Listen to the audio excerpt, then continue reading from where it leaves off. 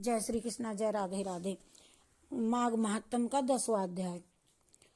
विकुंडल ने कहा कि हे विष्णुदूत, आपने मुझे धर्म अधर्म और पुण्य पाप के बारे में तो जो बताया उससे मुझे बहुत अत्यंत लाभ हुआ है। अब कृपा करके मुझे ऐसे कार्यों को बतलाइए कि जो लोक में यश और अंत में मोक्ष प्रदान करने वाले हैं। विष्णुदूत ने उत्तर दिया कि हे वेश्यवर, निर्लज्जता धारण करके और स्वाभिमान त्याग कर भिक्षा मांगने वाला अर्थात समर्थ होकर के भी पराय आश्रय जीवी होने वाला निंदनीय कर्म है। जो मतलब हट्टा कट्टा है फिर भी मांगने जा रहा है, ये निंदनीय कर्म है। स्वाभिमान को त्याग देता है, वस्त्र ढंग के नहीं पहनता, वह मांगने लगता है तो वह पराय आश्रित जीता है, ये निंदनीय कार्य है। अतएव सदगति कामियों को अपने उद्यम तथा पुरुषार्थ का आश्रय लेकर जीविकोपार्जन कर जीवन यापन करना चाहिए। इसमें भी अधर्म और अन्याय से बचे रहना चाहिए। पुरुषार्थ से अर्जित वृत्ति पर अपना जीवन यापन करने वालों के दोनों लोग सुधर जाते हैं तथा उसे सदगति भी मिलती है और ब्रह्म मुहूर्त में सैया त्याग करके और नित्य कर्मों से निर्वत होकर तथा स्नान आदि करके भगवत भजन करने के बाद अपने जीविका अपना काम में लग जाए। जीविकोपार्जन कर्म से प्रवृत्त होना चाहिए। ऐसा करने वाले सब सुखों को प्राप्त करते हैं। शास्त्रकारों ने प्रातःकाल ब्रह्म मुहूर्त में सैया त्याग करने का कड़ा कड़ा आग्रह किया है। सुखी और धार्मिक जीवन जीने के लिए मनुष्य को सूर्योदय के पूर्व ही नित्य कर्मों से निर्वत होकर के स्नान और वस्त्र और परिवर्तन करके ईश्वर की आराधना करनी चाहिए। मनुष्य का जीवन तन और मन के संयोग पर भौतिक रूप से गतिशील है। प्रातःकाल के स्नान से मनुष्य का तन और मन दोनों ही स्वच्छ होते हैं, निर्मल और स्वस्थ भी रहते हैं। जो मनुष्य बिना स्नान किए और ईश्वर का ध्यान किए बिना खाने पीने में जुट जाते हैं वे तो क्रिया भ्रष्ट जीवन जीते हैं।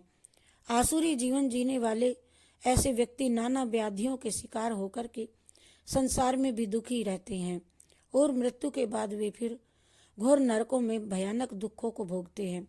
विष्णुदूत जी ने आगे कहा कि हे मित्र, प्रत्येक व्यक्ति को प्रतिदिन स्नान तो करना ही चाहिए।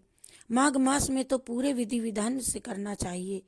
माघ स्नान करना चाहिए। जो मनुष्य माघ स्नान करके स्वर्ण वस्त्र मिष्ठान तिल गुड़ आदि दान करते हैं वे समस्त सांसारिक सुख भोग करके शरीर त्याग करने के पश्चात विष्णु लोक को ही प्राप्त करते हैं। इसके विपरीत ऐसे व्यक्ति जो माघ स्नान के पश्चात कोई दान नहीं करते हैं वे इस लोक में सुखों को और यश से वंचित रह जाते हैं और परलोक में भी दुखी हुए रहते हैं। उन्हें मृत्यु के बाद भी सदगति प्राप्त नहीं होती। यद्यपि वे नरक में नहीं जाते परंतु उनका पुनर्जन्म किसी दरिद्र परिवार में होता है और वे जीवन भर दुखी बने रहते हैं। अतः माघ स्नान करने वाले मनुष्य को ये चाहिए कि स्नान के पश्चात यथाशक्ति जो बन पड़े दान दे। सुख के अन्न साधन बतलाते हुए विष्णुदूत ने कहा कि हे विकुंडल, जो मनुष्य धर्म में आस्था रखते हुए सत्य और मृदु वचन बोलते हैं, क्षमा करते हैं, दया और अहिंसा का पालन करते हैं, क्रोध से दूर रहते हैं सदा तथा गुरुजनों का वे आदर करते हैं, ऐसे व्यक्ति सदा सुखी रहते हैं। इसी प्रकार वो इनके विपरीत आचरण करते हैं वे सदा दुखी रहते हैं। हिंसा चोरी पराई स्त्री गमन करने वाले भी सदा दुखी रहते हैं और अंत में नरक को प्राप्त करते हैं। तीर्थ स्थान में किए गए पाप कई गुना अधिक भयानक फलदायी होते हैं और इससे घोर नरक प्राप्त होता है। अतः मनुष्य को तीर्थ स्थानों में पाप करने से प्रयास पूर्वक बचना चाहिए। प्रातःकाल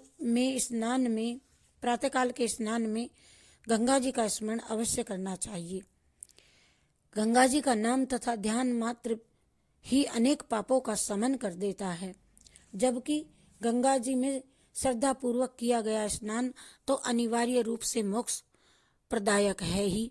देवदूत ने पराई स्त्री गमन को महापाप बताते हुए कहा, हे मित्र, दूसरों की माताओं को और बहनों को सदैव अपनी माता बहनों के समान ही समझना चाहिए। और जो मनुष्य संसार की सभी स्त्रियों के प्रति माता, भगिनी तथा पुत्र का भाव रखते हैं, वे यम यातना से सदैव मुक्त रहते हैं। इसी प्रकार माता पिता तथा गुरुजनों की सेवा करने वाले भी दोनों लोकों में सुख को प्राप्त करते हैं। जो स्त्रियां अपने शील और धर्म का पालन करती हैं, वे भी दोनों लोकों में सुख प्राप्त करती हैं। स्त्रियों को भी चाहिए कि वे पराय पुरुष को पिता अथवा भाई के भाव से देखें, उसके प्रति मन में पाप विचार न लावें। सास ससुर पति जी एवं अन्य परिवारजनों की सेवा करती रहें। सदाचार और अपनी मर्यादा में रहें इत्यादि का पालन करने वाले स्त्री दोनों लोकों में अत्यंत सुख प्राप्त करती है। और नैमिषारण्य तीर्थ में 60,000 ऋषि मुनियों व विष्णुदूत और विकुंडल का जब ये संवाद हो रहा था, बातचीत हो रही थी, तो ये सब सुनने के पश्चात सूत जी ने कहा, हे ऋषियों, जो मनुष्य श्रद्धा और भक्ति पूर्वक इस अध्याय का पाठ करेंगे, दूसरों को सुनाएंगे अथवा स्वयं किसी से सुनेंगे, वे समस्त सांसारिक सुख भोग करके अंत में विष्णु लोक को ही प्राप्त करेंगे। इति श्री पद्म पुराणे माघ महात्म्य में 10वां अध्याय समाप्त।